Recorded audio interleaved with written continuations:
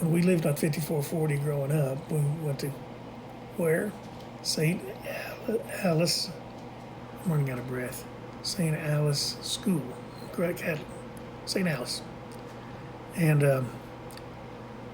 there are other people in there with us, obviously, but there was a family that lived on Fursman at the end of the street toward Burton Hill. Burton Hill Road, not school. And their name was Brady. I don't know if you remember the Brady family. And it wasn't the Brady bunch, don't confuse them. They had two boys, mom and dad, and dad was in the Air Force or something, and I don't know what mom did, but they were all hot and heavy into Cub Scouts, Boy Scouts, baseball. And that's how I got into Boy Scouts, much to Dad's chagrin. It was the first of many chagrins. But nonetheless, he said, you want to do it, great, but if not, but I'm not, financing it. So I didn't have much equipment or anything, I had a good scoutmaster, Al Glatzel. And, but after a couple of years, and I'd gotten all the way to second class, which is like saying you were in the military for 20 years and got all the way to PFC. I mean, it's generally after a couple of years in the Boy Scouts, you're at Star, Life, Eagle, and I was still one step up from Tenderfoot. So I let that go. And I went to a few baseball. They were into Little League and all. And so, but the boys were Mike's, our brother's age, and my age. Don and Donald Brady was my age, and Andy Brady was 2 years older than Mike's age. Anyway, they moved off to California, and away they went. And the thing that I always thought was really, as nutty as it sounds, kind of cool is some years before that they were in apparently a bad car accident of some kind, and the car caught fire, and Don's left arm was about half burned from his wrist up to his elbow and things, and had this kind of a big scar on there where they put it back together the best they could and everything. But I wanted one so bad. I said, that is so cool, and after a while he thought so too. Hey, look at this. He wasn't embarrassed of it anymore. I wasn't trying to make it feel good, bad, or otherwise. I was just jealous that I didn't have a cool scar. And but anyway, so they moved off to California. Many years later, that was like 62 or 3 or 4ish. I find myself in Vietnam in this unit, the 2nd CAG unit, 243. And I was a hard charge in E2, then E3, Lance Corporal. And there was a E4, Corporal Brady. It was in my squad.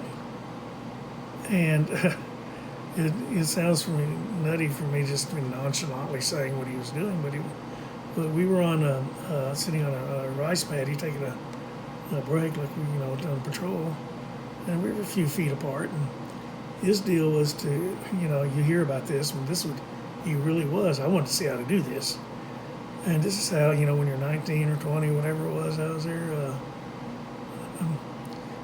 on a M26 HE hand grenade. It's a M26 high explosive hand grenade.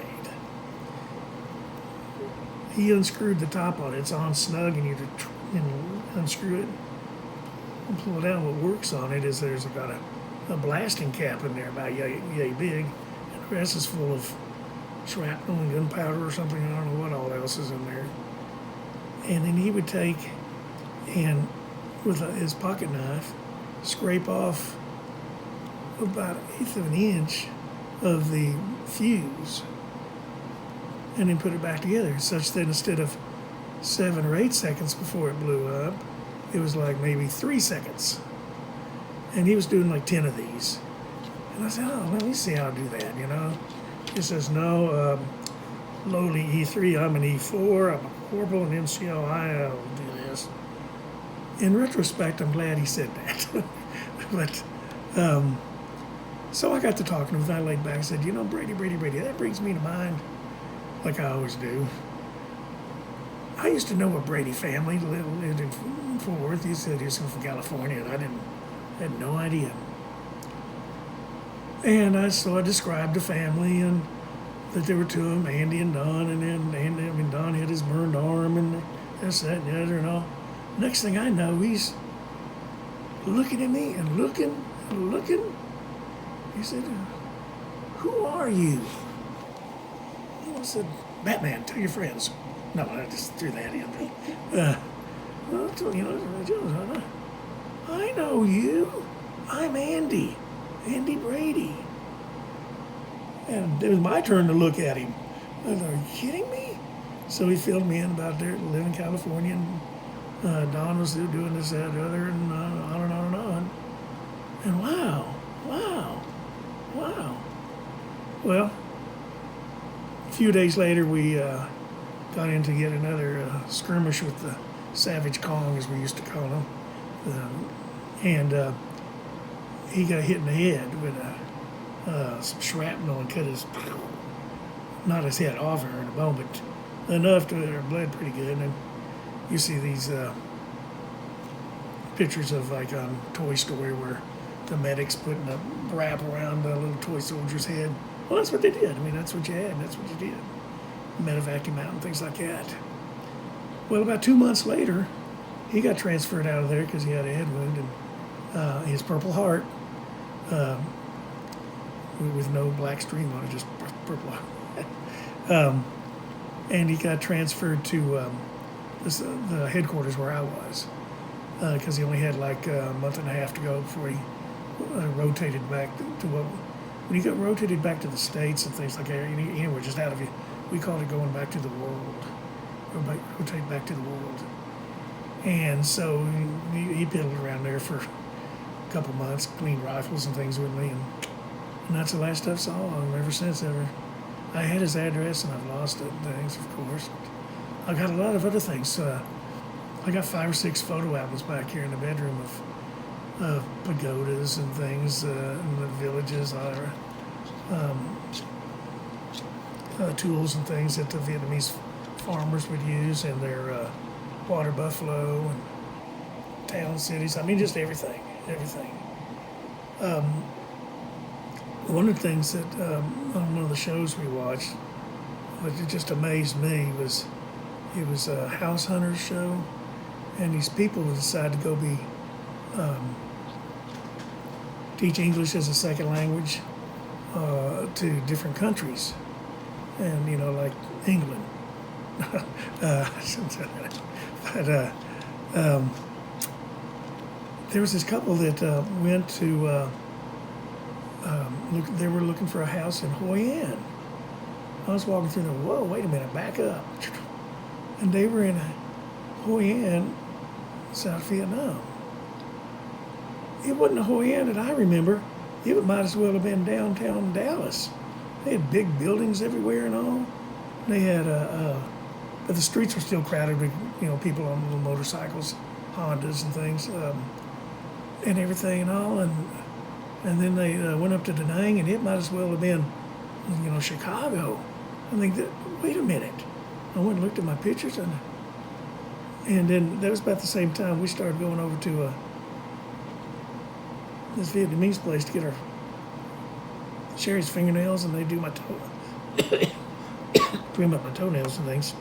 And they were from Da Nang and things. And they had pictures. This is unreal.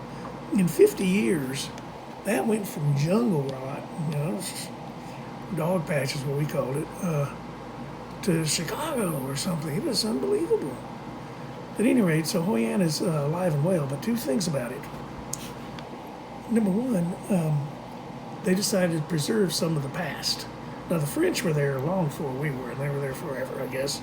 And that's where we get a lot of Vietnamese slang French words, like beaucoup, maybe I'm saying that wrong, beaucoup, which means a lot, Mm-hmm. But that's actually French, but they adopted it in their language and things like that. It's just one of many.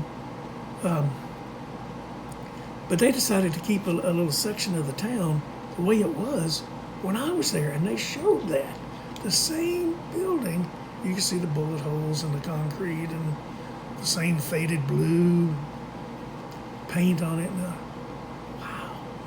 Wow. I don't have any real ambition to go there or anything.